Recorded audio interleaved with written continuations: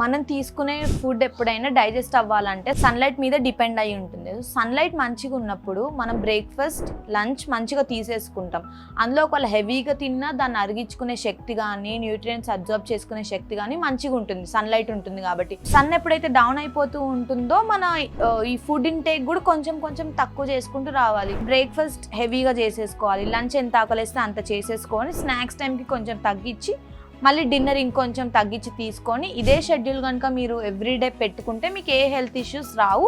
ఒకవేళ వచ్చినా బాడీ తొందరగా ఎలిమినేట్ చేసుకునే ఛాన్సెస్ ఉంటుంది. మనం ఎప్పుడు ఫుడ్ తీసుకున్నా సన్లైట్ని చూసి తీసుకోవాలి. సో యూజువల్లీ అందరికీ ఎలా ఉంటుందంటే సమ్మర్స్లో ఎక్కువ ఆకలి వేసేస్తూ లేకపోతే వింటర్స్లో కొంచెం మెటబాలిజం డౌన్ అయిపోయి తక్కువ తినడం అలా ఉంటుంది. దానికి కారణం ఈ సన్లైట్ ఏంటంటే డైజెషన్ని స్పీడప్ చేసేసి తొందరగా డైజెస్ట్ అవ్వడానికి లీడ్ చేస్తుంది.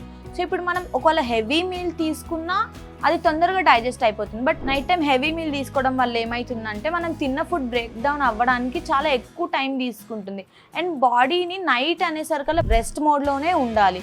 దానికి అప్పుడు పనులు చెప్తే స్టార్టింగ్లో బాగానే ఉంటుంది, కానీ కొన్ని రోజులు అయ్యాక ఒక సర్టైన్ ఏజ్ ఓల్డ్ ఏజ్ వచ్చినప్పుడు అప్పుడు ప్రాబ్లమ్స్ మనకి ఏదో ఒకటి రికరెంట్ అవ్వడం అలా జరుగుతూ ఉంటుంది. సో మీరు తినే ఫుడ్ ఎప్పుడు తింటున్నారు, ఎంత తింటున్నారు, ఏ టైంలో తింటున్నారు అనేది చాలా ఇంపార్టెంట్.